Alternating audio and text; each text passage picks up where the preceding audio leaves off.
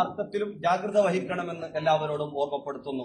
നിക്കാഹിന്റെ അതുമായി ബന്ധപ്പെട്ട് കല്യാണങ്ങളുമായി ബന്ധപ്പെട്ട് നടക്കുന്ന ധൂർത്തുകളും അനിസ്ലാമിക പ്രവൃത്തികളും അള്ളാഹും അവന്റെ റസൂലും ഇഷ്ടപ്പെടുന്നില്ല.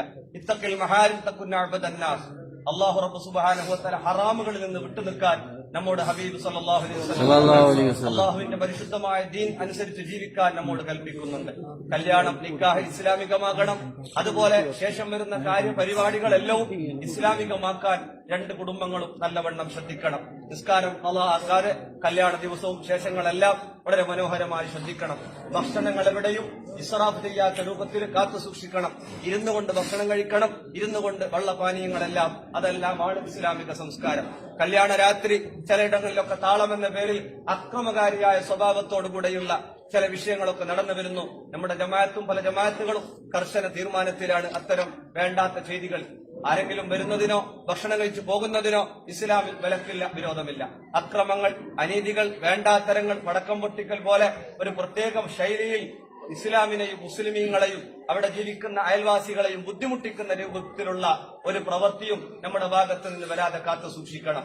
അള്ളാഹും അവന്റെ റസൂലും ഇഷ്ടപ്പെടാത്ത ഒരു പ്രവൃത്തിയും നമ്മുടെ ജീവിതത്തിലും നമ്മുടെ കാര്യപരിപാടിയിലും കല്യാണത്തിലും പ്രസവത്തിലും എവിടെയും കടന്നു വരാതെ കാത്തു സൂക്ഷിക്കണം. ഉദ്ഖുലൂ ഫിസ്സിൽമി കാഫ, പൂർണ്ണമായ മുസ്ലിമാകണം നമ്മളെല്ലാവരും. അള്ളാഹു തആല തൗഫീഖ് നൽകാൻ അനുഗ്രഹിക്കട്ടെ.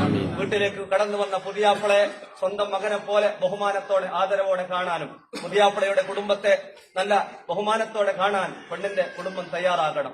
അങ്ങനെ ബഹുമാനം കൊണ്ടും അറിഞ്ഞും നമ്മളെല്ലാം ജീവിക്കുന്നവരാകണം. അതുപോലെ വീട്ടിലേക്ക് കടന്നു വന്ന പെണ്ണിനെ, പുതിയ പെണ്ണിനെ സ്വന്തം മകളെ പോലെ താലോലിക്കാനും സ്നേഹിക്കാനും സഹകരണത്തോടെ മുന്നോട്ട് പോകാനും ആണിന്റെ കുടുംബത്തിന് കഴിയണം. ആണിന്റെ കുടുംബം പെണ്ണിന്റെ കുടുംബം എന്ന വേർതിരിവ് ചില നാടുകളിലൊക്കെയുണ്ട്. അത് ഇസ്ലാമിൽ ഒരിക്കലുമില്ല. അവർ ചെറുത്, ഇവർ വലുത്. തഖ്വ കൊണ്ടല്ലാതെ ഒരാളും ചെറുതും വലുതും ആകാൻ പോകുന്നില്ല. പണം കൊണ്ടോ ആണിന്റെതോ പെണ്ണിന്റെതോ ചെറുതോ വലുതോ അല്ല. എല്ലാവരും മനസ്സിലാക്കിയിരിക്കണം. എല്ലാവരും ആണിനെ സ്വന്തം മകനെ പോലെ, പുതിയ പെണ്ണിനെ സ്വന്തം മകളെ പോലെ സ്നേഹിച്ചുകൊണ്ട് കുടുംബത്തിൽ ജീവിക്കാൻ ശ്രമിക്കണം. അള്ളാഹു തൗഫീഖ് നൽകട്ടെ. വധുവരന്മാർ പരസ്പരം പൊരുത്തപ്പെട്ടുകൊണ്ട് പരസ്പരം സന്തോഷം കൈമാറിക്കൊണ്ട് എല്ലാ രൂപത്തിലുള്ള ജീവിതങ്ങൾ കാഴ്ചവെക്കണം. അള്ളാഹു തആല തൗഫീഖ് നൽകട്ടെ. നാട്ടിലും വീട്ടിലും ജമാഅത്തിൽ എവിടെയും നമ്മൾ ഫിത്നക്കാരോ ഫസാദുകാരോ ഭിന്നിപ്പുകാരോ ആവാതെ ഇസ്ലാമിന്റെ മുസ്ലിമീങ്ങളുടെ ഐക്യം കാത്തു സൂക്ഷിക്കാൻ വേണ്ടി, ലോക മുസ്ലിമീങ്ങളുടെ സമാധാനത്തിന് വേണ്ടി ദ്വാരക്കുകയും പ്രവർത്തിക്കുന്നവരും ചെയ്തുകൊണ്ടുള്ള ജീവിതം കാഴ്ചവെക്കണം. അള്ളാഹു തആല തൗഫീഖ് നൽകി അനുഗ്രഹിക്കട്ടെ. അനാവശ്യ പ്രവൃത്തികളെല്ലാം കുറച്ച് കഴിവിന്റെ പരമാവധി ഇസ്ലാമികമായ കാര്യപരിപാടികൾ മാത്രം ചെയ്തുകൊണ്ട് എല്ലാവരും ഈമാൻ കൈവരിക്കണം, ഇസ്ലാം കൈവരിക്കണം. അള്ളാഹു നമുക്ക് തൗഫീഖ് നൽകി അനുഗ്രഹിക്കട്ടെ. ഇവിടെ നിക്കാഹ് ചെയ്യപ്പെട്ട വധുവരന്മാർക്ക് അള്ളാഹു റഹ്മത്തും ബറക്കത്തും റാഹത്തും നൽകട്ടെ. സാലിഹീങ്ങളായ മക്കളെ അള്ളാഹു തആല നൽകി അനുഗ്രഹിക്കട്ടെ.